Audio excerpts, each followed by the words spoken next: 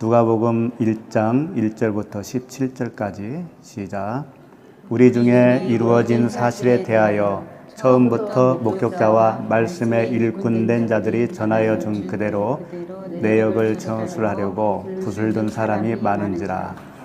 그 모든 일을 근원부터 자세히 미루어 살핀 나도 데오빌로 각하에게 차례대로 써보내는 것이 좋은 줄 알았노니 이는 각하가 알고 있는 바를 더 확실하게 하려 함이로다. 유대왕 헤롯 때에 아비야 반열에 제사장 한 사람이 있었으니 이름은 사가라요. 그의 아내는 아론의 자손이니 이름은 엘리사벳이라. 이 두 사람이 하나님 앞에 의인이니 주의 모든 계명과 규례대로 흠이 없이 행하더라. 엘리사벳이 잉태를 못함으로 그들에게 자식이 없고 두 사람의 나이가 많더라.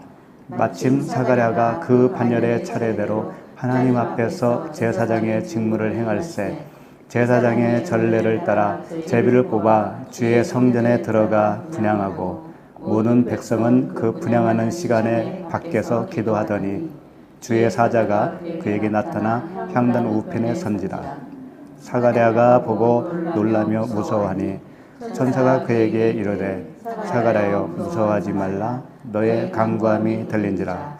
내 아내 엘리사벳이 내게 아들을 낳아주리니 그 이름을 요한이라 하라. 너도 기뻐하고 즐거워할 것이요 많은 사람도 그의 태어남을 기뻐하리니 이는 그가 주 앞에 큰 자가 되며 포도주나 독한 술을 마시지 아니하며 모태로부터 성령의 충만함을 받아 이스라엘 자손을 주 곧 그들의 하나님께로 많이 돌아오게 하겠습니다. 그가 또 엘리야의 심령의 능력으로 주 앞에 먼저 와서 아버지의 마음을 자식에게 거스르는 자를 의인의 슬기에 돌아오게 하고 주를 위하여 세운 백성을 준비하리라.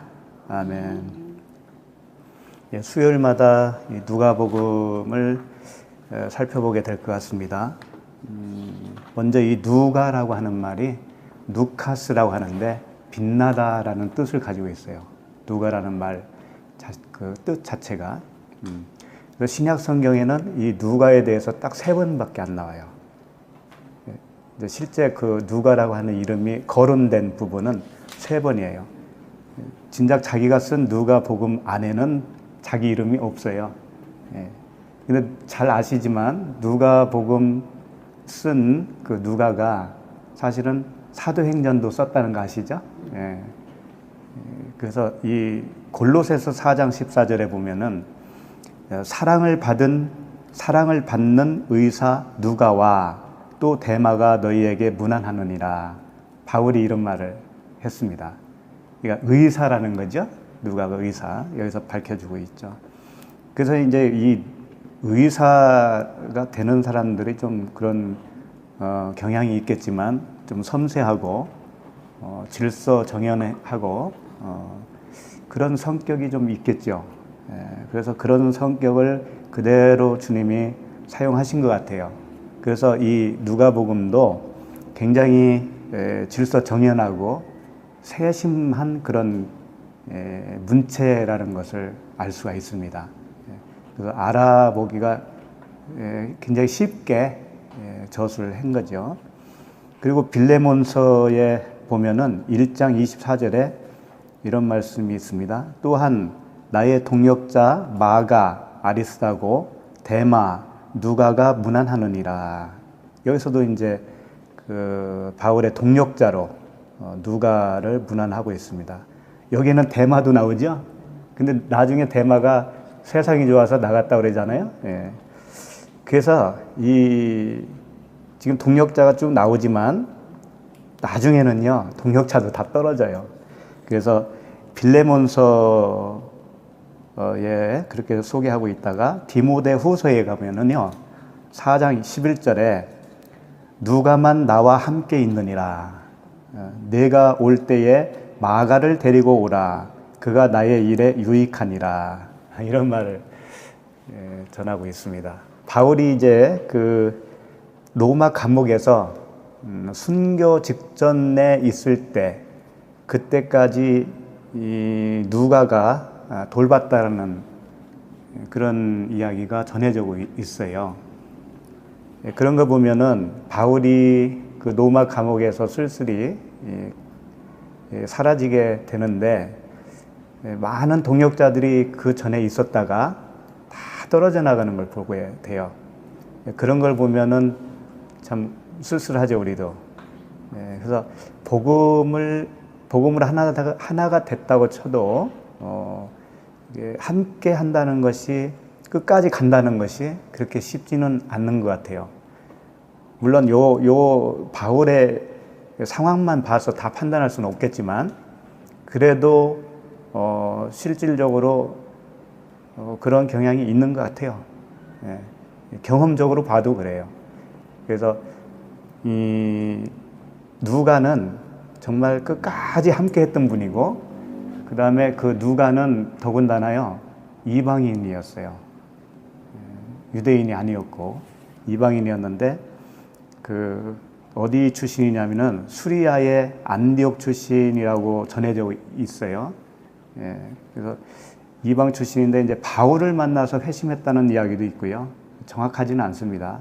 어쨌든 복음서를 쓸 정도로, 사도행전까지 쓸 정도로 그렇게 복음의 진리에 밝은 사람이라면은 보통 사람이 아니죠. 그래서 이제 누가복음은 아시다시피 사복음서 중에 이제 하나잖아요. 그래서 이 기록 연대를 잠깐 살펴보면은 제일 먼저 사복음 중에서 마가복음이 먼저 써졌어요. 마가복음은 주후 50년대 말 정도로 보고 있고요. 그 다음에 마태복음이 60년, 주후 60년 초, 누가복음도 약 62년경으로 보고 있어요. 그래서 마태복음이나 누가복음 쓰여진 연대가 비슷하다고 보고요. 요한복음은 굉장히 늦게 쓰여졌어요. 주후 80년 정도로 보고 있어요. 80년 이후로 보고 있어요.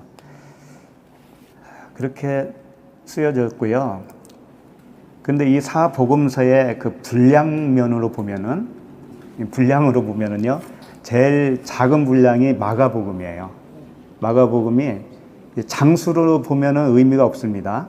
왜냐하면 장수로는 긴 장이 몇 개 있어도 분량이 많을 수도 있잖아요. 그러니까 그건 의미가 없고, 페이지로 계산을 해보면은요, 마가복음은 53페이지예요.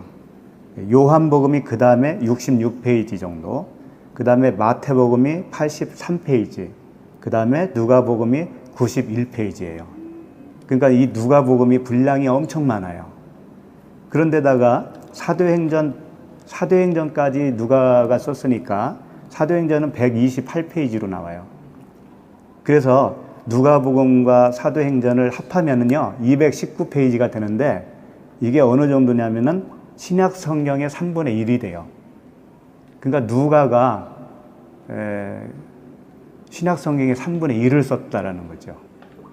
하나님이 누가를 들어서 그렇게 성경을 기록하게 하셨습니다. 근데 사람이 어떻든 그건 관계가 없어요. 하나님이 들었을 때는 정확합니다. 하나님이 하시는 일은.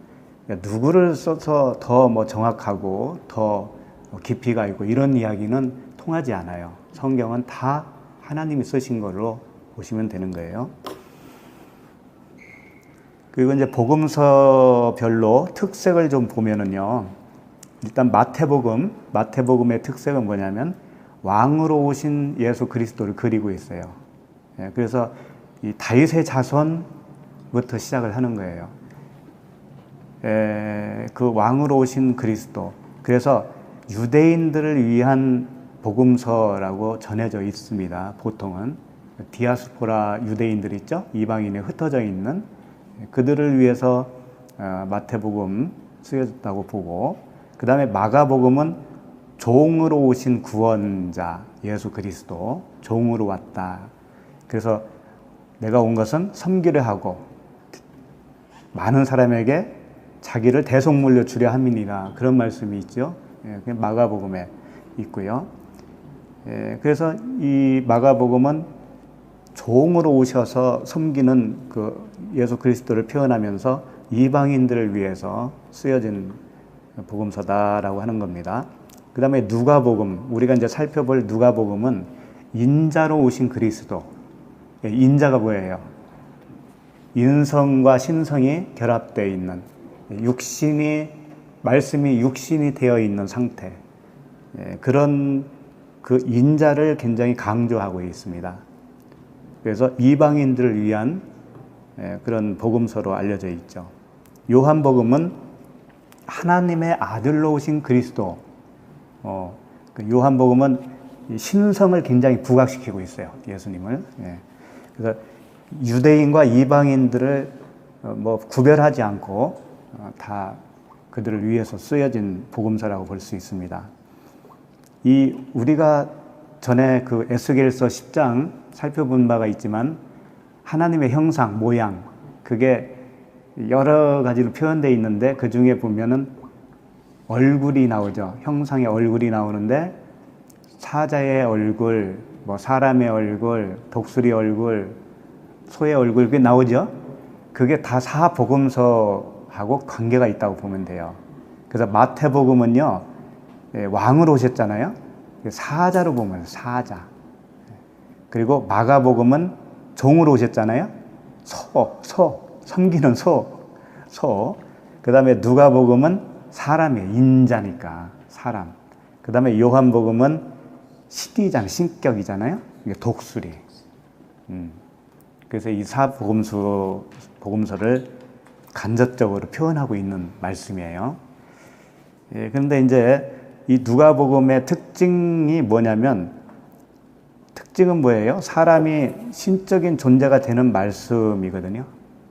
처음에 이제 사람으로 시작해서 인자가 되는 거잖아요. 인자가 되는 거예요. 그래서 사람이 인자가 되는 과정에 이렇게 되는 거예요.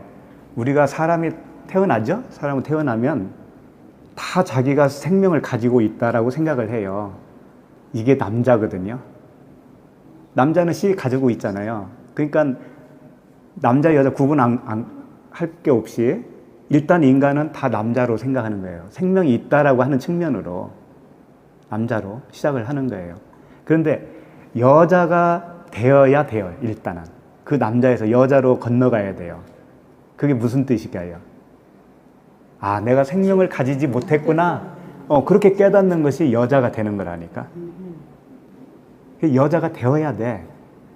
누가복음은 그 여자로 출발하는 거예요. 여자가 되어야 일단은 신랑을 그리워할 거 아닙니까?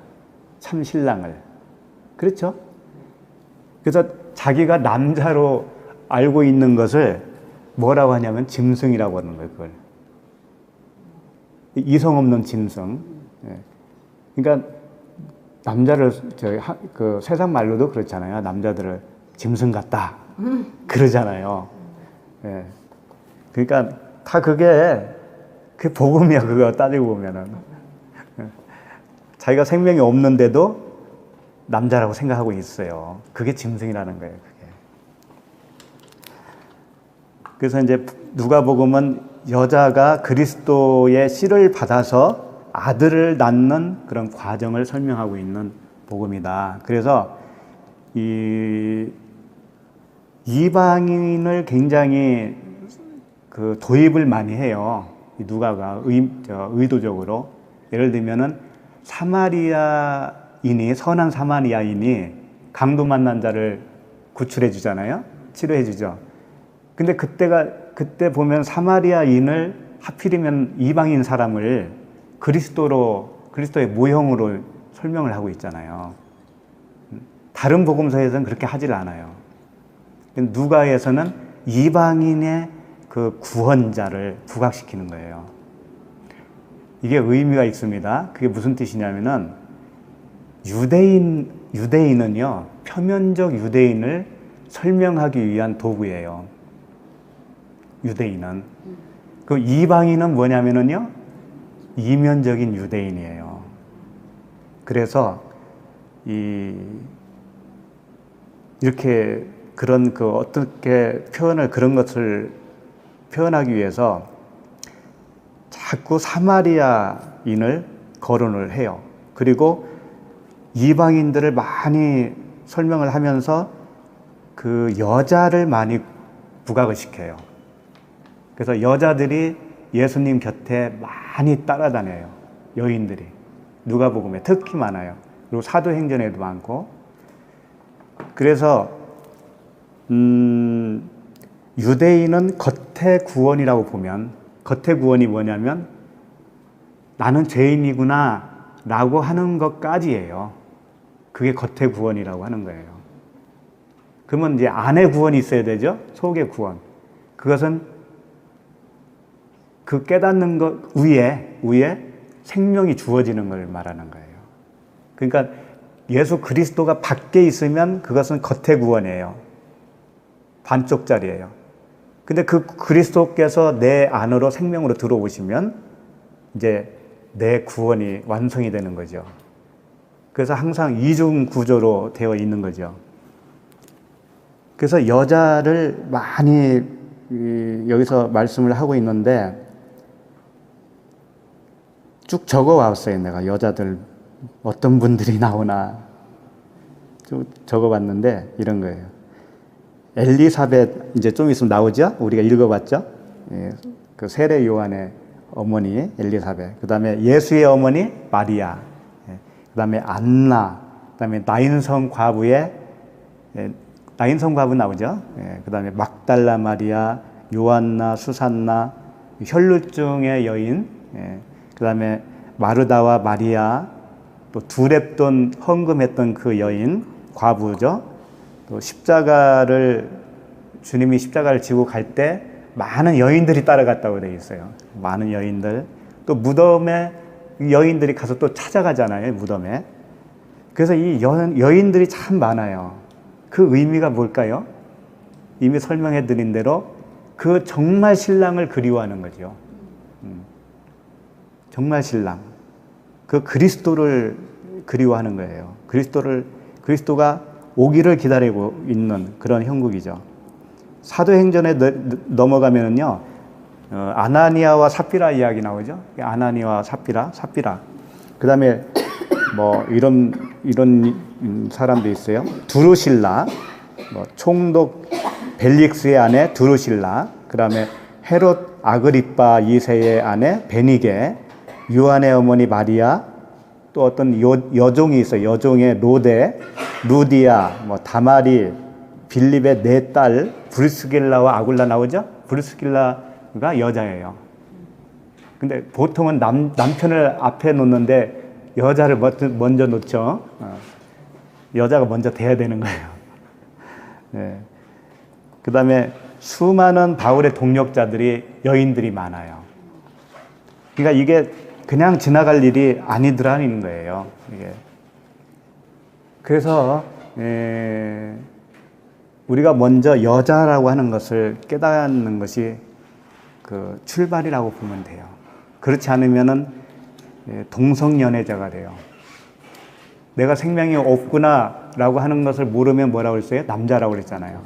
가짜 남자예요. 남자는 남자지만 가짜예요. 근데 그 남자와 남자끼리 그런 말이 나오죠? 남자와 남자끼리는 생명이 없는 자들끼리, 생명 없는 세상, 말씀, 사람의 교훈, 율법, 그것을 같이 이렇게 짝으로 잡고 있는 상태. 그게 남자가 남자와 더불어 동성 결혼을 한 상태예요. 그럼 여자와 여자와 더불어 또 그런 말도 있단 말이에요. 그건 뭐냐면 여자로 알기는 아는데 씨를 아직 받지는 못한 상태예요. 그러니까는 그 상태에서 율법을 그대로 붙들고 있는 거예요. 그러면 그건 여자와 여자예요.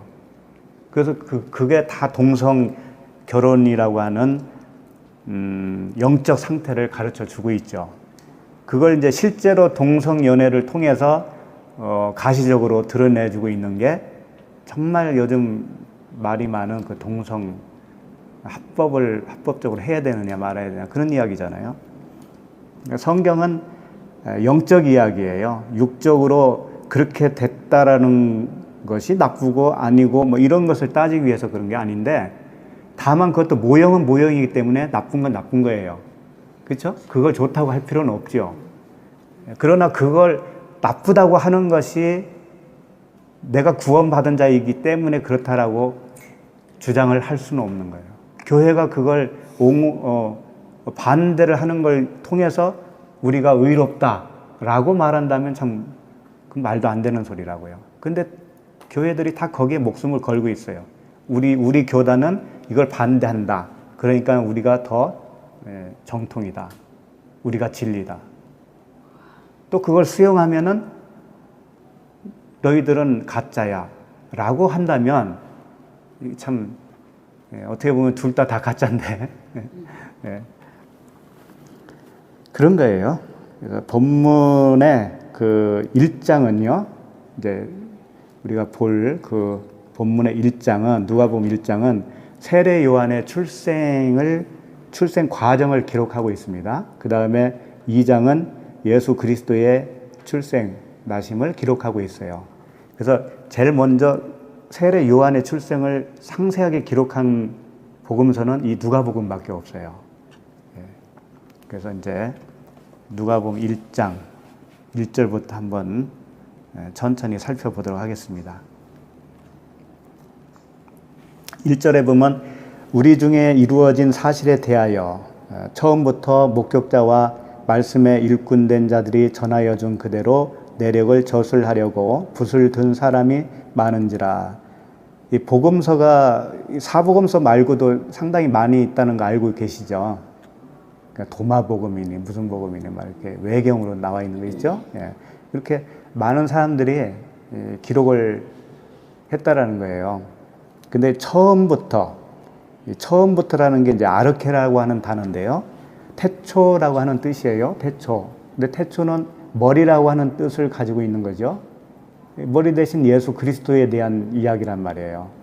그러니까 처음부터 목격자와 말씀에 일꾼된 자들이 전하여 준 그대로 그 내력을 저술하려고 붓을 든 사람이 많은지라. 그러니까 결국은 예수 그리스도에 대하여 상세하게 알려주려고 붓을 든 사람들이 많았다. 그런 말씀이죠. 3절, 그 모든 일을 근원부터 자세히 미루어 살핀 나도, 이제 누가가 자기도 그랬다는 얘기잖아요. 근데 여기서 근원부터 자세히 미루어 살핀 나도 할 때 이 근원은 아노텐이라고 하는 단어인데요. 위로부터라는 뜻이에요. 위로부터. 그러니까 근원은 뭐냐면 하늘로부터, 위로부터. 근원은 항상 위로부터라는 거예요. 그것을 살폈다라는 겁니다. 근데 누구에게 이걸 써서 보내려고 쓴 거냐면요.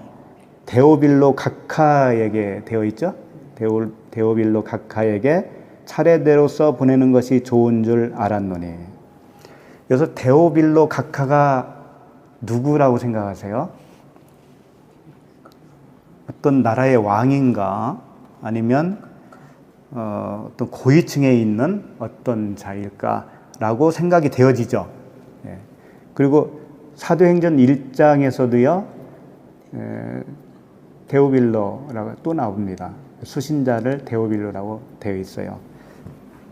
근데 이 데오빌로는요, 데오필로스인데, 이런 뜻을 가지고 있어요. 데오스라고 하는, 데오스가 뭐예요? 하나님이죠. 예, 데오스. 그 다음에 필로스라고 하는 단어가 함께 결합되어 있어요. 필로스가 뭐냐면 사랑하는 사람 또는 친구라고 하는 거예요. 필레오 사랑 아시죠? 필레오 사랑은 형제 사랑을 말하고 있죠. 아가페 사랑은 하나님 사랑이고, 그래서 그러잖아요. 요한 보고 요한의 바요나 시몬의 아들 요한아, 네가 나를 사랑하느냐? 그걸 아가페로 질문을 하셨거든요. 근데 대답은 아가페로 대답을 못해요. 필레오로 대답을 해요. 그걸 2번씩이나 그렇게 합니다. 그리고 나서, 그런데 물어보고 대답 듣자마자 뭐라 그래요? 내 양을 치라고 그러잖아요.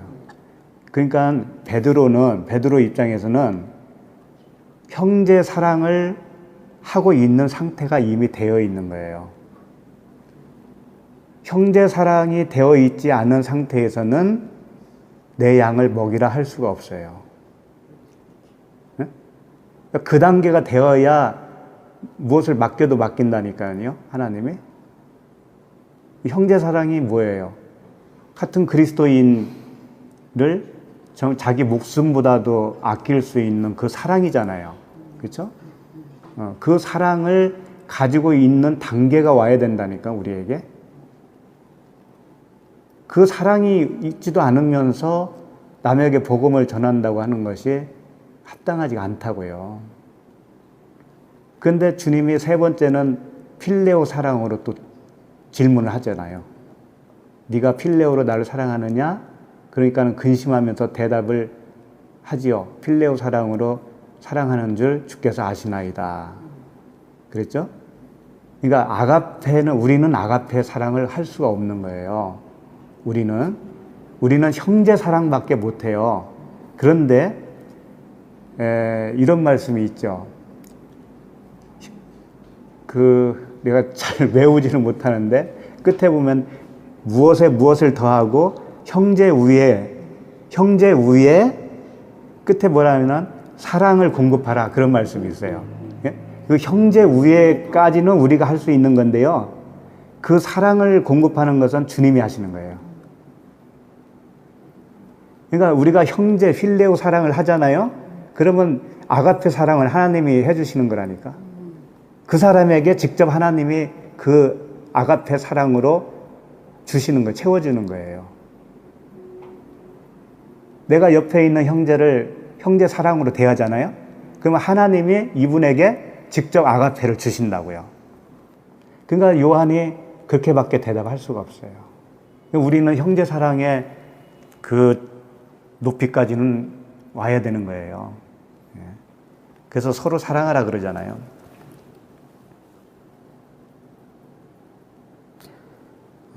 어디까지였지? 데오빌로가 이제 데오스하고 그 필로스가 합쳐진 단어예요. 그러니까 이걸 다시 표현하면 하나님의 친구, 하나님을 지극히 사랑하는 자, 사랑하는 친구, 그런 뜻이에요. 데오빌로 각하라고 그랬는데 이 각하는 뭐냐면 크라티스토스라고 하는데 가장 영예롭다 또는 가장 존경하는 이런 뜻을 가지고 있어요. 그러니까 각하는 어떤 그 높은 지위에 있는 사람을 이야기하기보다는 존귀한 자. 누가 제일 존귀하겠습니까? 예수 그리스도와 하나가 되어 있는 그리스도인이겠지요. 그렇죠? 그러니까 이 데오빌로 각하라고 표현했어도 이것은 결국은 우리들을 얘기하는 거예요. 데오빌로 각하 하면은 가장 영예로운 하나님의 친구, 그런 뜻이에요. 그러니까 우리 성도들이 각자가 다 데오빌로 각하예요. 예. 이제 4절에 보면은 이는 각하가 알고 있는 바를 더 확실하게 하려 함이로라. 그러니까 각하가 알고 있는, 우리 성도들이 이미 알고 있어요. 이미 알고 있는데 이 복음서를 쓰는 이유는 더 확실하게 하려 합니다. 이게 이 확실하다라고 하는 단어가 견고하게 한다라고 하는 의미의 아스팔레이아라고 하는 단어를 사용했어요. 그러니까 견고하게 하는 거예요. 신앙이 견고하게 하는 거예요. 그런 목적으로 쓰여졌다라고 하는 겁니다. 그러니까 이미 알고 있는 것은 어쩌면 물 세례의 수준일 수도 있어요. 아직은 성령 세례가 아니고 그 율법 아래에 있는 상태일 수가 있단 말이에요. 그래서 다시 견고하게 세운다는 것은 이제 내적으로 마음 성전을 확실하게 세워준다고 하는 그런 의미의 말씀이죠. 그 다음에 5절, 유대왕 헤롯 때에 아비야 반열에 제사장 한 사람이 있었으니 이름은 사가랴요 그의 아내는 아론의 자손이니 이름은 엘리사벳이라. 유대왕 헤롯 때에 그랬습니다. 유대왕 헤롯 때라고 하는 것을 여기 굳이 말씀을 하는 이유는 헤롯이 다스리고 있는 그 나라잖아요. 헤롯이 다스리고 있는 그 상황에서 세례 요한이 태어나는 거예요. 그리고 이어서 예수 그리스도께서 태어나시는 거예요.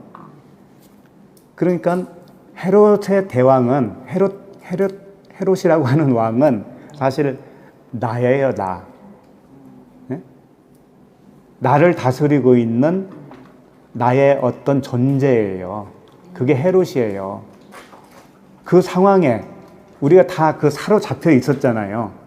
세상 지식에 사로잡혔고 육신의 생각에 사로잡혀 살았잖아요. 그게 헤롯이란 말이에요. 그 자체가. 그 상황에서 세례 요한이 내 안에서 태어나고 내 안에 예수 그리스도께서 오셔야 되는 거예요. 그러니까 이 헤롯이라고 하는 뜻 자체가요, 한 영웅의 출신 그런 뜻이 있어요. 그러니까 우리가 다 영웅으로 태어나잖아요. 영웅이라고 그러잖아요. 근데 이제 실질적으로 그 역사적인 헤롯을 잠깐 살펴보면은 이 헤롯 왕은 유대 왕이잖아요. 이스라엘 왕이에요. 그런데 이스라엘 왕은 혈통에 따라서 세워져야 되는데 이 사람은 노마에서 임명을 해준 거예요. 노마 통치 아래에 있었기 때문에 노마에서 임명을 해서 왕으로 통치하고 있는 거예요. 그러니까 이 헤롯은 유대인들에게도 잘 보여야 되고 노마에게도 잘 보여야 되는 그런 이중적인 그런 상황에 있는 사람인데, 그래서 헤롯 성전도 짓는 그런 그 우호적인 행동을 하면서도 자기에 대해서 반대하는 사람에게는 가차없이 사형에 처하고 그런 일들을 하는 거예요. 세례 요한도 이 헤롯 때문에 죽었잖아요. 그리고 이제 예수님이 태어나셨을 때 베들레헴에 그 2살 이하의 남아들을 죽이라고 명령을 내린 사람이 바로 이 헤롯 왕이란 말이에요. 헤롯 왕은 폭군적인 그런 이미지를 가지고 있고 악한 왕이에요. 그리고 노마에 잘 보여야 되는 그런 왕이기 때문에 이 세상 구조, 전형적인 세상 구조를 설명하고 있어요. 우리 안에 다 그 헤롯 대왕이 있었던 거죠. 헤롯이 죽어야 되는 거예요, 우리 안에서. 그 다음에 이 요한과 예수님이 태어날 때쯤 이 헤롯 왕이 언제쯤이냐면은 말년쯤 되는 거예요. 그러니까 임기가 그렇게 많이 남아있지 않은 상태에 이 시대적인 배경이 있는 거예요. 그러니까 우리 안에도 세례 요한과 예수 그리스도가 나시면 그게 말세인 거예요. 예수님에 대해서 소식을 들으면 그게 말세라고요, 그게. 이제 얼마 안 남은 거예요. 내가 죽어야 할 때가 됐구나. 그런 상황이죠. 그 다음에 이제 그 제사장 사가랴가 이제 아비야의 반열에서 나왔다고 그랬는데, 제사장 사가랴는 이 여호와께서 기억하셨다라고 하는 뜻을 가지고 있어요. 그러면 스가랴 아시죠? 스가랴. 구약에. 이 스가랴가 이 사가랴예요. 같은 뜻을 가지고 있는 이름이에요. 그런데 이 사가랴, 하나님이 기억했다고 하는 이 사가랴는 아비야의 반열에 속했다고 그러죠. 아비야가 언제쯤 사람이냐면요, 제가 이제 읽어드릴게요. 마태복음 1장 7절에 솔로몬은 르호보암을 낳고 르호보암은 아비야를 낳고 아비야는 아사를 낳고, 이때가 이제 아비야가 태어났을 때예요. 솔로몬, 르호보암, 그 다음이 아비야예요. 그래서 이 아비야 제사장, 이 제사장은 이때부터 24라고 하는 그 반열을 만들었어요. 24개라고 하는 반열을 만들어서 이제 번갈아 가면서 제사장 그 역할을 하게끔 한 거예요. 그 중에서 아비야는 8째 반열에 속해 있다라고 해요. 근데 오늘 여기 보면은 제비를 뽑아서 결정을 하죠. 자, 그 전에 아론의 자손 엘리사벳이 나오는데 이 엘리사벳도 역시 아론의 자손이에요. 그러니까 이 아비야의 반에서 나온 사가랴도 아론의 후손이에요. 아론의 후손인데 엘리사벳도 아론의 후손이에요. 이게 같은 제사장끼리 결혼을 하는 것이 가장 이상적이라고 하는데 그렇지 않은 경우가 많았다고 그래요. 그런데 이들은 제사장 같은 아론의 후손에서 둘이 만나서 결혼을 한 거죠. 그러니까 이런 것도 그냥 넘어갈 일이 아닌 거죠. 순수 혈통인데 어떤 의미를 가지고 있을까요? 그러니까 제사장은 뭘 하는 거예요? 제사를 드리는 거잖아요. 그러니까 제사에 대해서 남편과 아내가 그 의미를 너무 잘 아는 사람들이에요. 그래서 그 다음에 보면은 나오는데, 어쨌든 출애굽기에 보면은 이런 말씀도 있습니다. 아론은 암미다답의 딸 나손의 누이 엘리세바를 아내로 맞이하였고, 아론이 엘리사벳을 아내로 맞이했다고 그러잖아요. 이 엘리사벳이 엘리사벳하고 똑같은 거예요. 그러니까 아론의 아내 이름을 똑같이 따서 사가랴의 아내가 된 거죠. 그러니까 혈통으로도 완전히 순수한 혈통, 이걸 강조하고 있는 거예요. 하나님이 세운 그 순수한 혈통을 강조하고 있는 거죠. 6절 보면은요, 이 두 사람이, 사가랴와 엘리사벳이 순수한 혈통에서 나온 두 사람이 결혼해서 제사장인데, 이 두 사람이 하나님 앞에 의인이니 주의 모든 계명과 규례대로 흠이 없이 행하더라. 자, 이분들은 율법을 행한 사람들이죠. 그렇죠? 근데 율법으로는 흠이 있어요, 없어요? 율법으로는 의인이 될 수가 없잖아요. 근데 여기서 의인이는 그랬잖아요. 그리고 계명과 규례를 흠이 없이 행하였다라고 기록하고 있습니다. 그러면 율법을 어떻게 하는 것이 의인이라고 말할 수 있을 정도로 흠이 없이 행하는 걸까요? 하나님이 번제물을 잡아서 제사를 드리라고 계속 말씀하시다가 갑자기 어떤 말씀하시냐면요, 그거 그만해, 이제. 역겨워. 그거 살인하는 거야. 더 이상 하지 마. 그런 말씀 하시죠. 왜 그러겠어요? 그 의미를 모르니까 그런 거예요. 의미를. 그러니까 그 제사 드리는, 그 껍데기 제사 드리는 그 형식 안에 품고 있는 하나님의 마음을 모르는 채 하는 것이 그 역겨운 건데, 이 사람들은 지금 의인이라고 하나님이 인정해 주잖아요. 그리고 흠이 없이 행하였다고 그러잖아요. 이 흠이 없이 행했다는 것이 뭐냐면 그 안에 있는 내용, 의미를 깨달았다, 그런 얘기예요. 사가랴와 엘리사벳은 완전히 하나님의 복음을 깨달은 사람들이란 말이에요. 그래서 의인인 거예요. 그 제사 드렸던 그 행위가 무슨 절차를 하나하나 빼먹지 않고 잘 드려서 의인이라고 말하는 것이 절대 아니죠. 그걸 잘 기억하셔야 돼요.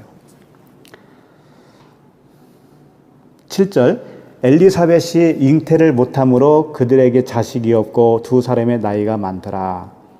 자, 이 두 사람은 지금 진리를 깨달았다고 그랬죠. 하나님의 마음을 알게 되었어요. 그러면 이 사람이 구하는 게 뭘까요? 이 사람들이 구하는 거. 진짜 아들 낳는 거잖아요. 자기가 정말 생명을 받아서 자기가 부모가 되어서 믿음의 아들을 낳는 거잖아요. 그래서 나이가 많더라라고 표현을 한 겁니다. 실제 나이가 많지. 근데 나이가 많더라라고 하는 것은 진리를 깨달았다는 얘기예요. 복음을 온전히 알았다. 그런 말씀이라고 이게. 그러니까 그런 상태에서 아들을 낳을 준비가 되어 있는 거죠. 아들 낳을 준비가 되어 있어요. 그래서 이들은 기도할 내용이 뭐겠어요? 아들 낳는 거죠. 영적 아들. 그러니까 그리스도가 내 안에 들어와서 내가 예수를 또 낳는 거잖아요. 그것을 구할 수밖에 없잖아, 이 사람들은. 그 말씀을 계속 하고 싶은 거예요. 8절 마침 사가랴가 그 반열의 차례대로 하나님 앞에서 제사장의 직무를 행할새 제사장의 전례를 따라 제비를 뽑아 주의 성전에 들어가 분향하고, 그래서 제비를 뽑는 이야기가 나오잖아요. 성경에서 제비 뽑는 것은 어떤 것을 상징하고 있냐면요, 제비 뽑는 것은 아들로 뽑혔다, 그런 뜻이에요. 제비 뽑는 건 사람의 노력이 아니죠. 누가 될지 모르는 거죠. 누구만 알아요, 그걸. 하나님만 알고 하나님만 하실 수 있는 거죠. 그래서 제비 뽑음, 내 행위로 되는 게 아니고 하나님의 은혜로만 되어진다고 하는 것이 바로 제비 뽑음이에요. 그러니까 그 가룟 유다가 죽고 나서 11 사도밖에 없잖아요. 누구를 제비 뽑았어요? 마띠아를 뽑았죠. 그게 아들이 뽑힌 거예요, 그게. 그러니까 제비 뽑는다는 것은 아들로 뽑힘이에요. 그러니까 이 사가랴 제사장이 지금 제비를 뽑아서 성전에 들어가서 분향한다고 하는 것은 아들이 되어서 성전에 들어가는 거예요. 우리도 아들이 되어야 마음 성전에 들어가는 거예요. 그 마음 성전이 되어지는 거죠. 10절 모든 백성은 그 분향하는 시간에 밖에서 기도하더니, 백성들이 밖에서 기도를 했다라는 거죠. 무슨 기도를 했을까요? 네? 사가랴가 아들을 못 가졌으니까 아들을 주세요라고 했을 거 아니냐고. 그러니까 우리 성도들을 위해서 기도하는 내용이 바로 이걸 기도해야 돼요. 저 형제가, 저 자매가 하나님의 생명을 수혜받아서 아들 낳게 해주세요. 그 기도 해줘야 되는 거예요, 서로가. 백성들이 그걸 기도했다라는 거죠. 그걸 어떤 기도를 했는지는 조금 지나보면 알아요. 나오니까. 11절 주의 사자가 그에게 나타나 향단 우편에 선지라. 사가랴가 보고 놀라며 무서워하니 천사가 그에게 이르되 사가랴여 무서워하지 말라. 너의 간구함이 들린지라. 내 아내 엘리사벳이 내게 아들을 낳아 주리니 그 이름을 요한이라 하라. 간구함을 들었다고 그랬잖아요. 그러니까 간구함이 아들 낳는 거였었단 말이에요. 근데 그게 들렸다고 그러잖아요. 간구함이 들렸어, 하나님께. 그래서 내 아내 엘리사벳이 내게 아들을 낳아 주리니 그 이름을 요한이라 하라. 아예 요한이라고 하는 이름까지 져줬네요. 요한은 무슨 뜻을 가지고 있냐면 그에게 여호와는 은혜롭다, 그런 뜻을 가지고 있어요. 요하난이라고 그래요. 그러니까 그에게 여호와는 은혜롭다, 그런 뜻을 가지고 있습니다. 그래서 14절에 너도 기뻐하고 즐거워할 것이요 많은 사람도 그의 태어남을 기뻐하리니. 그러니까 너도 기뻐하고 즐거워할 것이라고 그랬잖아요. 그러니까 우리가 하나님이 나를 만나 주시면 성령으로 우리들 자신에게 생명으로 들어오시면 기뻐요, 안 기뻐요? 예. 세상 무엇과도 바꿀 수 없는 기쁨이 충만하잖아요. 예. 그 말씀을 여기서 하시고 계시는 거예요. 너도 기뻐하고 즐거워할 것이다. 많은 사람도 그의 태어남을 기뻐할 것이다. 15절 이는 그가 주 앞에 큰 자가 되며 포도주나 독한 술을 마시지 아니하며 모태로부터 성령의 충만함을 받아. 여기서 포도주나 독한 술을 마시지 아니한다라고 되어 있죠. 이게 무슨 뜻일까요? 그리고 실제로 그 세례 요한은 광야에서 살았잖아요. 그러면서 뭘 안 먹었다고 되어 있어요? 먹을 것이 없다고 되어 있어. 그 사람에게 먹을 것이 없어요. 먹을 것이 없어서 뭘 먹었냐면 역청과 석청과 메뚜기. 그거 먹고 살았다고 그러죠? 왜 먹을 것이 없었을까요? 그렇죠. 포도주를 물포도주로 만들었죠, 예수님이. 그러니까 먼저 있던 그 포도주, 그건 사람의 교훈, 율법을 사람의 교훈으로 가르치는 걸 얘기하는 거예요. 그 포도주, 그 독한 소주, 그것이 금식을 해야 되는 겁니다. 그걸 금식해야 되는 거예요.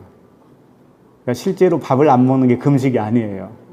그건 다 육체적인 물세례 밑에서 하는 거예요. 그것은. 그것도 열심히 해보긴 해야 돼. 우리 다 해봤잖아요. 기도원에 다니면서. 3일 금식은 기본이고. 또 일주일에 한 끼씩 기도해가지고 모아놨다가 구제 헌금한다고 하잖아요. 자기나 구제해야 돼. 자기도 구제 못하고. 네. 그러니까 그 사람이 만든 포도주와 술, 사람의 교훈, 율법을 문자적으로 가르치는 그 교훈, 그것을 금식할 거다. 안 먹고 자라게 될 것이다. 그런 겁니다. 이제 그 다른 말씀이지만 출애굽기 34장 28절에 보면은 그냥 읽어 드릴게요. 34장 28절에 보면 모세가 여호와와 함께 40일 40야를 거기 있으면서 떡도 먹지 아니하였고 모세가 떡도 먹지 아니하였고 물도 마시지 아니하였으며 여호와께서는 언약의 말씀 그 십계명을 그 판들에 기록하였더라. 이게 언제 말씀이냐면 두 번째 돌비를 세우러 가서의 말씀이에요. 그러니까 첫 번째 돌비를 가지고 산에 올라가서는 여기서 떡도 먹지 아니하고 이런 말씀이 없어요. 첫 번째는 그냥 40야를 거기 있었다라고만 되어 있어요. 첫 번째 돌비를 가져가서는. 근데 두 번째 돌비를 가져가서는 떡도 먹지 아니하였고 물도 먹지 아니했다. 이렇게 기록하고 있어요. 그러니까 첫 번째는 실패했잖아요. 첫 번째 돌파는 깨버렸잖아요. 그게 겉에 있는 거예요. 겉에 것을 깨는 거예요. 두 번째는 겉에 있는 걸 이제 먹지 말아야 돼. 그 표현을 떡과 물로 표현한 거예요. 그러니까 세례 요한이 지금 하는 것과 다 똑같은 거라고요. 그래서 항상 우리는 겉의 것은 속의 것을 위에서 있는 건데 겉의 것은 깨지고 안의 것으로 다시 세워지는 거죠. 근데 아까 자매님이 말씀해 주셨듯이 우리가 진리 안에 있으면 율법을 버려야 되는 건가? 그랬잖아요. 이런 말씀이 있어요. 율법을 적법하게 쓰면 들어보셨어요? 율법을 적법하게 쓰면 유익하다고 그랬잖아요. 그게 뭘까? 적법하게 쓰면. 그러니까 율법이라고 하는 것은 포장되어 있는 거지만 그걸 적법하게 써야 된다는 얘기예요. 적법하게. 우리가 인간 세상에서 살고 있잖아요. 그러면 이 껍데기가 아직은 다 있는 거 아닙니까? 우리에게도.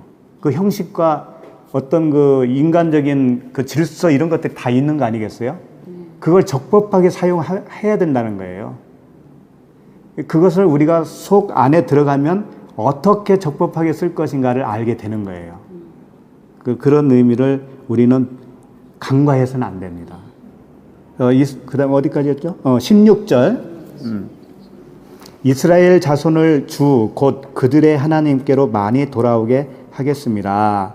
17절. 그가 또 엘리야의 심령과 능력으로 주 앞에 먼저 와서 아버지의 마음을 자식에게 거스르는 자를 의인의 슬기에 돌아오게 하고 주를 위하여 세운 백성을 준비하리라.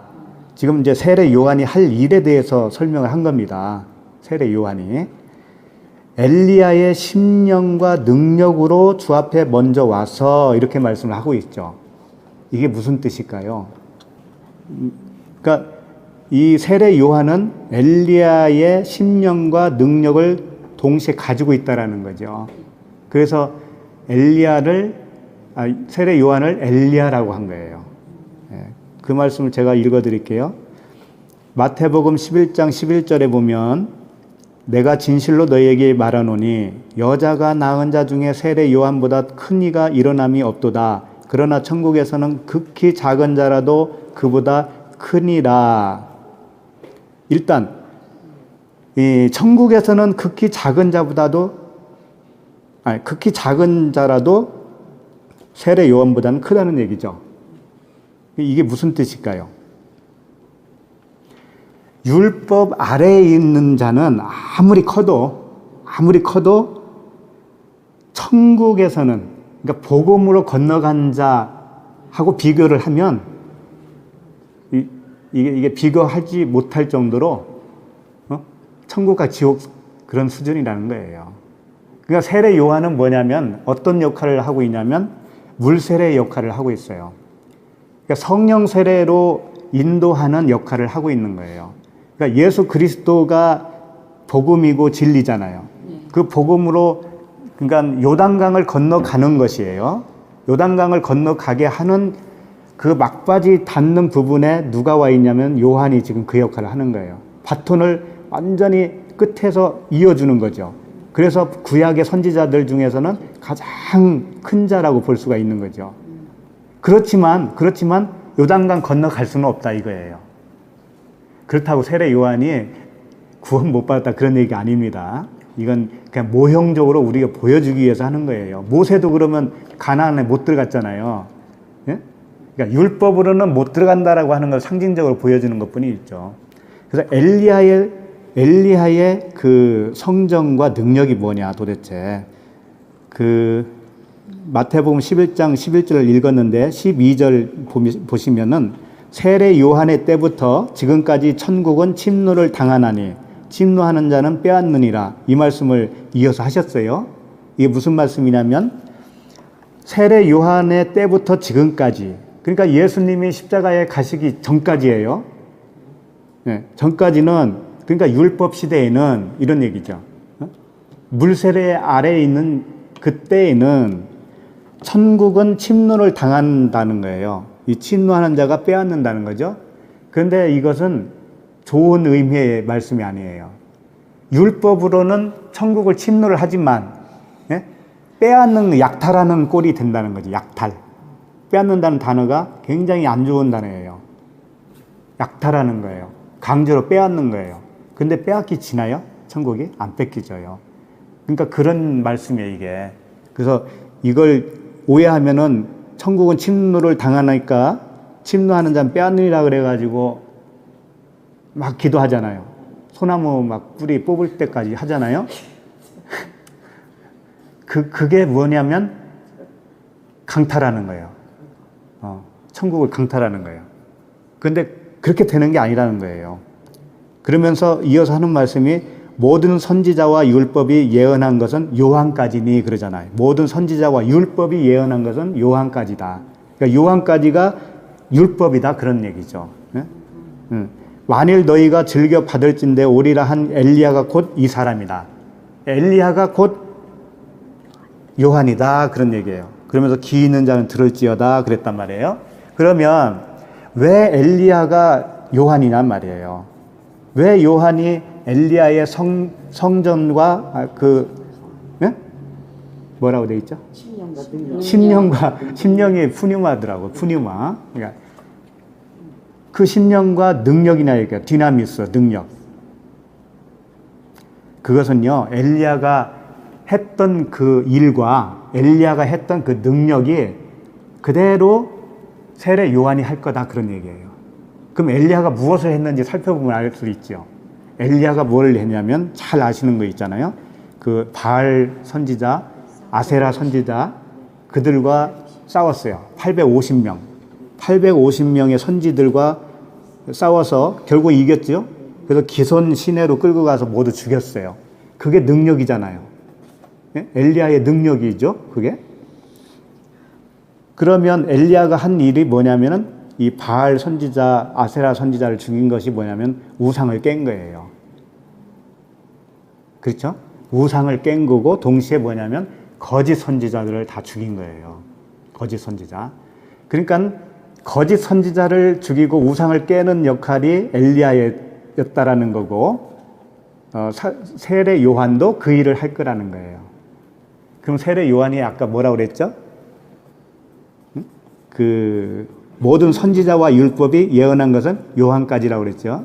요한이 뭐라는 얘기냐면 율법이라는 거죠. 그럼 율법이 하는 일이 뭐예요? 죄를 깨닫게 하는 거예요. 죄를 깨닫게 하는 능력을 말하는 거라고요.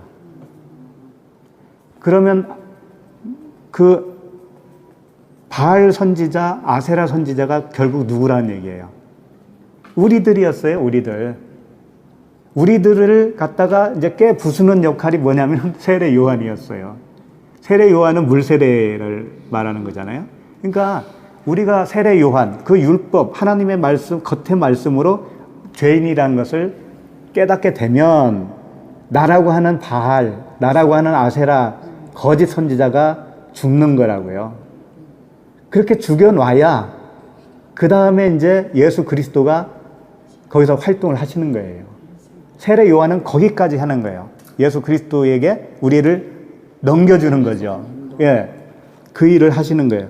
그 일을 하는 것이 엘리야의 일이었고 세례 요한이 동일한 일을 한다는 얘기죠. 그거예요. 그래서 마태복음 3장 11절에는 이렇게 기록하고 있습니다. 나는 너희로 회개하기 위하여 물로 세례를 베풀거니와. 회개하게 하기 위해서. 회개는 그리스도께로 이렇게 돌이키는 걸 말하는 거잖아요. 예수 그리스도로 방향을 트는 거죠. 그 틀어주는 역할, 그게 물세례라는 거예요. 회개를 하기 위하여 물로 세례를 베풀거니와 내 뒤에 오시는 이는 나보다 능력이 많으시니 나는 그의 신을 들기도 감당하지 못하겠노라. 그는 성령과 불로 너희에게 세례를 베푸실 것이요.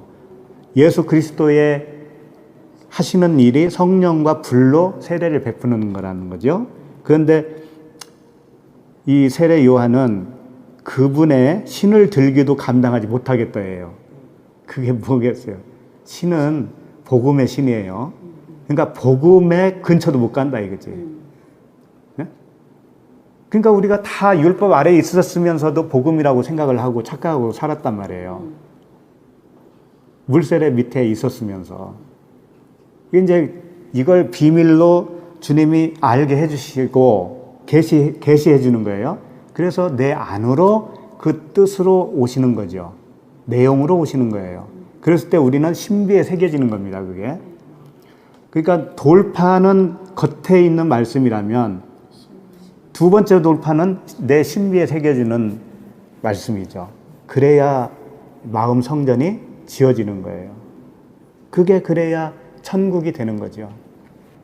그래서 이제 요한복음에서는 그걸 이렇게 표현하고 있네요. 요한복음 1장 6절에서 하나님께로부터 보내심을 받은 사람이 있으니 그의 이름은 요한이라. 그가 증언하러 왔으니 곧 빛에 대하여 증언하고 모든 사람이 자기로 말미암아 믿게 하려 함이라. 그는 빛이 아니요. 그러잖아요. 빛이 아니요. 이 빛에 대하여 증언하러 온 자라. 그러니까 빛은 생명 자체잖아요. 예. 그러니까 율법은 생명이 될 수가 없다라는 거예요. 그 진리의 복음이 생명이 되어지게 하는 것이죠. 참 빛, 곧 세상에 와서 각 사람에게 비추는 빛이 있었나니. 참빛 되시는 예수 그리스도. 그분이 이제 우리에게 들어오셔야 그것이 신비에 새겨지는 말씀이 되고 내 자신이 그 말씀에 의해서 사라지게 되는 거죠. 이제 마지막 누가복음 1장 17절. 그가 또 엘리야의 신령과 능력으로 주 앞에 먼저 와서 아버지의 마음을 자식에게, 그러니까 아버지의 마음을 자식에게 주는 거예요. 깨닫게 해주는 거죠. 거스르는 자를 의인의 슬기에 돌아오게 하고 주를 위하여 세운 백성을 준비하리라. 준비하는 거지 백성을 되게 하는 건 아니에요. 세례 요한은. 그런데 여기 보면 슬기에, 의인의 슬기에 돌아오게 한다라고 하는 표현 중에 슬기가 뭐냐 이거예요. 슬기가 생각이라고 하는 뜻이에요. 생각. 생각, 사고 방식을 얘기하는 거예요. 그러니까 우리가 처음에는 아버지의 마음이 없어요. 자기 사람 생각으로 살고 있다고요. 그게 사고 방식이에요. 그게 슬기라는 거예요. 그런데 의인의 슬기에 돌아오게 한다는 거죠. 사람 생각으로 살고 있던 내가, 세상 지식으로만 살고 있던 내가, 세상이 전부인 줄 알고 살았던 내가, 그 사고 방식이 깨어지고, 그러니까 우리에게 새로운 마음, 새로운 생각을 지어주시는 거죠. 그래서 구원이라고 하는 것은 뭐냐면 사람의 생각이 죽는 거예요. 사람의 생각 구조 방식이 깨어지는 것이고요. 하나님의 생각으로 다시 태어나는 거예요. 그게 구원이에요, 그게. 그래서 우리는 하나님을 믿노라 하면서 사람 사고방식, 육신의 생각, 요것으로 살면은 아직 주님을 만나지 못한 거죠. 그래서 이제 오늘 말씀 다 보게 된 겁니다. 세례 요한은 그렇게 새로운 백성으로 태어나는 데에 준비 역할을 하는 그 역할을 하게 되는 겁니다. 그래서 우리 모두 요한을 통하여서 사람 생각이 다 죽고 사람 생각 구조가 시스템이 죽고 그리스도를 통하여 하나님 생각으로 살아나게 되는 그런 은혜가 다 있기를 바랍니다. 기도하겠습니다. 하나님 아버지, 이 땅에 저희들이 태어나서 짐승과 같은 사람에서부터 출발을 하였음을 우리가 압니다. 생명 없는 여자로 드러나게 하시는 그 주님의 은혜가 있었기에 우리가 여자였다라는 것을 알게 되었습니다. 그리고 많은 날 동안 광야에서 여기저기서 배우게 하시고 마침내 위로부터 오는 참 생명을 넣어주신 아버지께 감사와 찬양을 드립니다. 이제 새로 시작된 우리 수요 모임을 통하여서 이제 아직 요한의 제자에 머물러 있는 자들을, 물세례에 머물러 있는 자들을 의인의 슬기에 돌아오게 하여 주시옵소서. 그 불과 성령으로 주시는 그 예수 그리스도의 세례를 다 받고 거듭나고 하나님의 천국 백성으로 살아갈 수 있는 모두가 될 수 있도록 도와주시옵소서. 예수 그리스도 이름으로 기도드리옵나이다. 아멘.